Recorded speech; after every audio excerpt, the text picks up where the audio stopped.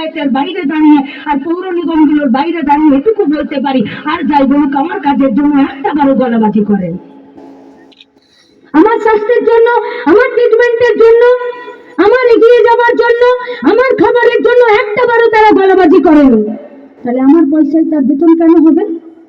আমার পয়সায় তিনি গাড়ি কেন চড়বেন? আমার পয়সায় তিনি ফোন কেন করবেন? আমার পয়সায় তিনি উড়োজাহাজে চেপে নিয়ে এদিক ওদিক ভোট প্রচারে কেন যাবেন? আমার পয়সাতে কেন তার বাড়ি অট্টালিকা তৈরি হবে?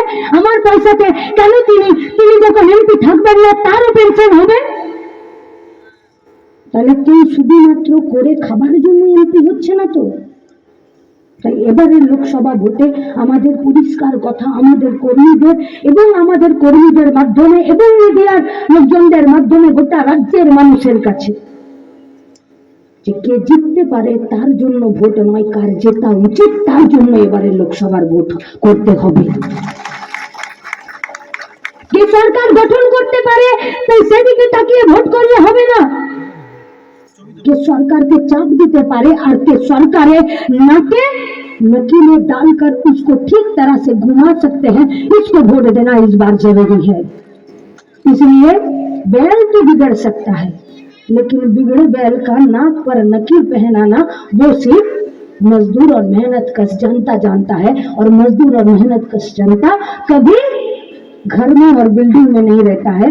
वो लोग মাঠে ময়দানে কলে কারখানায় চা বাগানের খেতে সেখানেই থাকে। তাই আমাদের কথা তাদের কাছে, আইন যদি মানুষ তৈরি করতে পারে, আইন যদি রাস্তা তৈরি করতে পারে, সেই আইন যদি আমার খাবার, আমার শিক্ষা, আমার স্বাস্থ্য, আমার বাড়িকে সুরক্ষা না দিতে পারে, তখন মানুষের সর্বোচ্চ এবং সর্বপ্রথম কাজ হলো যে সেই আইনের বিপক্ষে দাঁড়িয়ে সেই আইনকেও পাল্টে দিতে, বা যারা সেই আইন অনুযায়ী দেশকে পরিচালনা করছে সেই লোকগুলোকেও পাল্টে দিতে হয়। যে আইন মানুষের জন্য, সেই আইনকে মানুষের পক্ষে রাখার ক্ষেত্রে। नहीं पूछिएगा सवाल इस देश के सरकार के पास कि আপনি কৃষকদের জন্য যে আইন তৈরি করেছিলেন, যে আইনকে আপনি প্রত্যাহার করে নিলেন, আজকে 2 বছর চলে গেল, সেই আইনগুলো কি হলো? আপনি বললেন প্রত্যাহার করে নেব, তারপর তার করলেন না, আইনটা তো রয়ে গেল।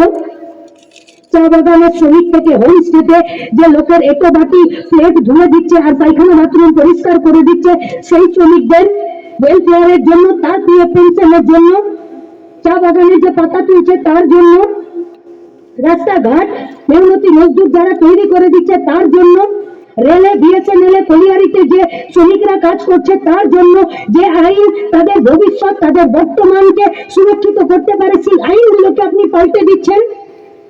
তাহলে যে আইনের কাজ ছিল আমাদেরকে সুরক্ষা দেওয়ার, সেই আইনগুলোকে আপনি পাল্টে দিয়ে আজকে খোলা তরোয়ালের নিচে গোটা রাজ্যের, গোটা দেশের শ্রমিকদেরকে রেখে দিচ্ছেন। नहीं पूछिएगा सवाल लाटाগুড়ি में যে কোন আইনের বলে চা বাগানের জমি আজকে হর্স নেউটিয়া থেকে আম্বানি আদানিরা পেয়ে যাচ্ছে? কোন আইনের বলে এসটিদের জমি, এসটি ছাড়া, আদিবাসী ছাড়া, তপশিলি উপজাতি ছাড়া অন্য কোনো কাস্টের, অন্য কোনো জাতির লোকজনেরা পেয়ে যাচ্ছে? এ তো আইন আছে। তাহলে কি বিএলআরও বাবু বেশ ঘুষ খেয়ে নিচ্ছেন আর পেট মোটা করে নিচ্ছেন? তাহলে বিএলআরও বাবুর মাথার উপরে নবান্নতে যিনি ভূমি রাজস্ব দপ্তরের মন্ত্রী আছে, তাহলে কি তার সাথেও 75-25 এর ওখানের হিসাব আছে? তাহলে কি এরা শেখ শাহজাহানদেরকে তৈরি করছে? তাহলে কি সন্দেশখালীতে শেখ শাহজাহান আর এখানে লাটাগুড়িতে জঙ্গলের ভেতরে পরিবেশকে নষ্ট করে দিয়ে গরিব খেটে খাওয়া মেহনতি মানুষের জঙ্গলের জমি, এসটিদের জমি, চা বাগানের জমি তাদেরকে রিসোর্ট বানাতে তাদেরকে দিয়ে দিচ্ছে? তাহলে কি এই দুটো শেখ শাহজাহান এক? তাহলে আইন কোথায়? পুলিশ কোথায়? ছোট ছোট হোমস্টেগুলো যেখানে একটা মানুষ তার বাড়িতে 2টো রুম, একটা পায়খানা বাথরুম, একটা রান্নাঘর, একটা বারান্দা, সেই উঠোনের একবারে একটা টিনের চালা তৈরি করে চলে যাচ্ছে, বলছে না আমার 2টো রুমকে একটু হোমস্টে করে দিই। কেন না? চা বাগানে কাজ নেই, যে মজুরি দিচ্ছে সেই মজুরিতে চলছে না। চা বাগান যেই সময়ের জন্য খোলা রাখছে শুধু সেই সময়টুকু আমাকে কাজ দিচ্ছে, বাকি সময় চা বাগানের মালিক চা বাগানটাকে তালা দিয়ে চলে যাচ্ছে, সরকার তার কাছে কোনো প্রশ্ন করছে না। তাহলে পর্যটন শিল্প ট্যুরিজম দক্ষিণবঙ্গ থেকে রাজ্যে অন্যান্য রাজ্যের আশেপাশের রাজ্যগুলো থেকে যারা এই জঙ্গলে ঘুরতে আসছেন, পাহাড়ে ঘুরতে আসছেন, তারা এসে যেটুকু এখানে ইনভেস্ট করছে, খাচ্ছে দাচ্ছে, ঘরের ভাড়া দিচ্ছে, শুধুমাত্র সেইটুকু ইনকাম।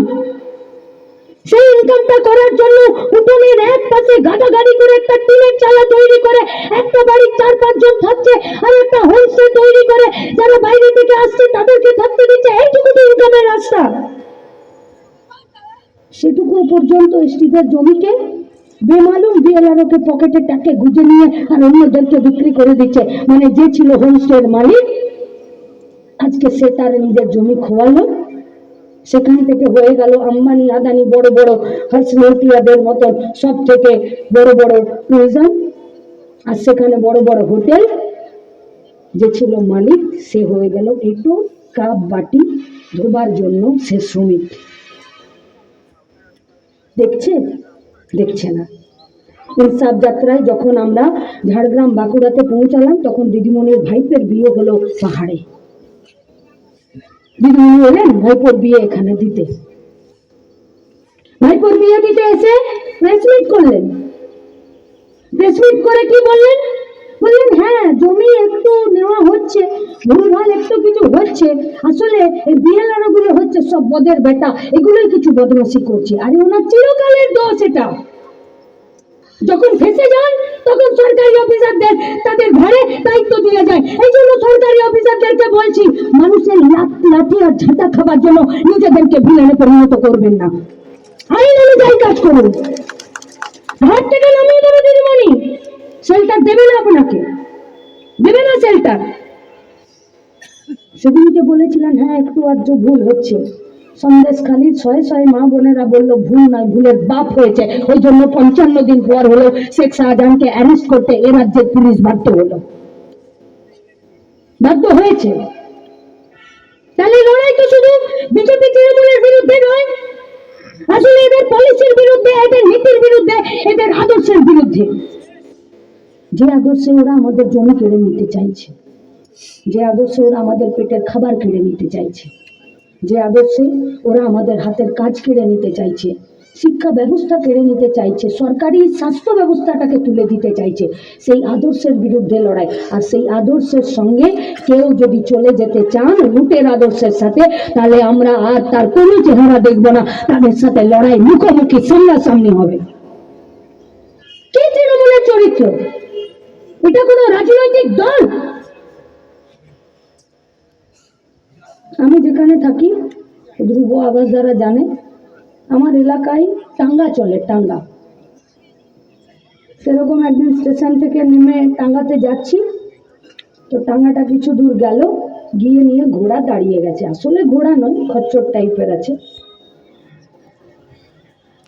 যে ঘোড়াটা চালাচ্ছে, টাঙ্গাটা চালাচ্ছে, সে নেমে গিয়ে আর ঘোড়াটার সামনে গিয়ে একটু অঙ্গভঙ্গি করছে, হাতে কোমরে পায়ে হাত দিচ্ছে, নিজের ঘোড়ার না দিয়ে এসে চাপছে। ঘোড়াটা কিছু দূর গেল, আবার গিয়ে কিছুক্ষণ পরে ঘোড়া দাঁড়িয়ে গেছে, ঘোড়া আর এগোচ্ছে না। আবার যে ঘোড়া চালাচ্ছে, টাঙ্গা চালাচ্ছে, সে নেমে আবার ওর কাছে গেল, নিয়ে একটু অঙ্গভঙ্গি নাচ করে দেখালো, আবার থেমে গেছে কিছু দূর যাওয়ার পর।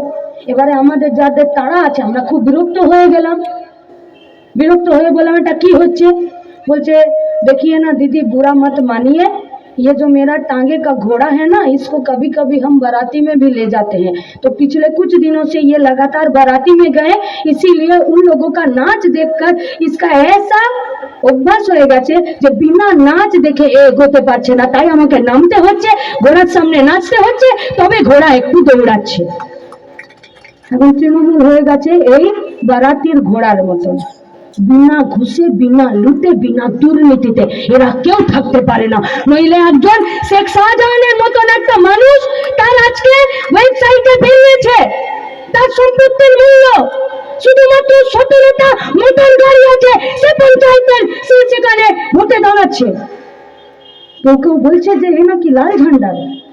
আরে লাল ঝান্ডার সময় ওর বাপের হিম্মত ছিল না লোকের জমি কিনে আর নোনা জল ঢুকিয়ে দেবার। ওর এক কান কেটে ওকে হাতে বাটি ধরিয়ে সিপিএম পার্টি ওকে বের করে দিত। তাই এরা আজকে মাথা গোজার ঠাঁই পেয়েছে তৃণমূলে। তাই যে জমি বামফ্রন্টের সরকার, লাল ঝান্ডার পার্টি গরিব মেহনতি মানুষের হাতে দিয়েছিল, সেই জমির লড়াই আজকে ফিরে এসেছে, সেই কাজের লড়াই, সেই ভাতের লড়াই, সেই রুটির লড়াই এসেছে। আপনাদের কাছে আমাদের আবেদন, कौन लोग हैं इन लोगों का नेता, चाहे वो तृणमूल हो चाहे वो बीजेपी लोग हो, कौन है इन लोगों का नेता? कोई डकैत हो, कोई मर्डरर हो, कोई चोर हो, কেউ মাতাল, কেউ আবার কিছু পাচ্ছে না তো বাড়ির মেয়েদেরকে রাত 12টায় পার্টি অফিস ডেকে পাঠাচ্ছে।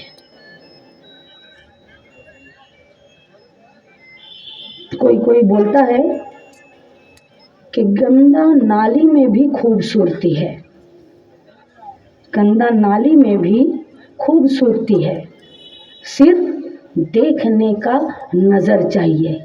शाहजहां उत्तम शिबुदेर मध्य की खूबसूरती पेয়েছে, गंदा नाली में खूबसूरती देखने के लिए जो नज़र का ज़रूरत है वो सूअर का नज़र ज़रूरत होता है। তাই শিবু শাহজাহান আর উত্তমদের মধ্যে কি খুবসুরতি দেখেছে সেটা তৃণমূলের সুয়র নেতাদেরকে ঠিক করতে হবে, তাদেরকে ঠিক করতে হবে। মা বোনেরা যারা উপস্থিত হয়েছেন, আপনাদের কাছে আমাদের কথা, কি চান? টুকরো রুটিতে বেঁচে থাকতে নাকি নিজের পায়ে দাঁড়াতে, নাকি নিজের মান সম্মান নিয়ে গোটা সমাজের একজন অন্যতম মানুষ হিসাবে নিজে দাঁড়িয়ে নিজের পরিবারকে, নিজের সমাজকে, নিজের কাজের জায়গাকে সুরক্ষিত থাকতে? ছুড়ে দেবে ওরা 500 টাকা, 1000 টাকা, 1200 টাকা। কিন্তু আমরা কি চাই? আমরা চাই মাথা তুলে বাঁচতে, जाते कोनो गंदी नाली का कीड़ा का हिम्मत ना हो रात को 12 बजे उसका पार्टी ऑफिस में हमको बुलाने का, যাতে তার সাহস না হয়। তাই যদি সাহসের ভরে মান সম্মান নিয়ে মাথা উঁচু করে দাঁড়াতে হয়, তাই টুকরো রুটিতে বেঁচে থাকলে হবে না। আমাদের চাই একটা গোটা আস্ত রুটি, যে রুটিতে আমি নিজের পায়ে দাঁড়াতে পারবো, আমি মাথা উঁচু করে বাঁচতে পারবো। ন্যায়কে ন্যায়, অন্যায়কে অন্যায় বলার সাহস আমাদের থাকতে হবে। তাই আজকের এই লাটাগুড়ির, এই জলপাইগুড়ির এই সমাবেশে যারা নির্বাচনে আর কিছুদিন পরে আপনারা যুক্ত হবেন, তাদের কাছে আমাদের আবেদন, লড়াইটা যখন কাজের দাবিতে হয়, লড়াইটা যখন ভাতের দাবিতে হয়, তখন লড়াইয়ের ব্যারিকেডের ওই পারে যারা আছে আর এপারে যারা আছি, তারা কেউ হিন্দু হয় না, তারা কেউ মুসলমান হয় না। আর ওপারে যারা আছে তারা কেউ মুসলমান ধর্মের রক্ষাকর্তা হয় না, তারা কেউ হিন্দু ধর্মের রক্ষাকর্তা হয় না। যারা ওপারে থাকে তারা হয় লুটেরা, আর যারা এপারে থাকে তারা হয় খেটে খাওয়া, তারা হয় কাজ পাবার জন্য, তারা হয় পেটে ভাত পাবার জন্য যোগ্য প্রার্থী।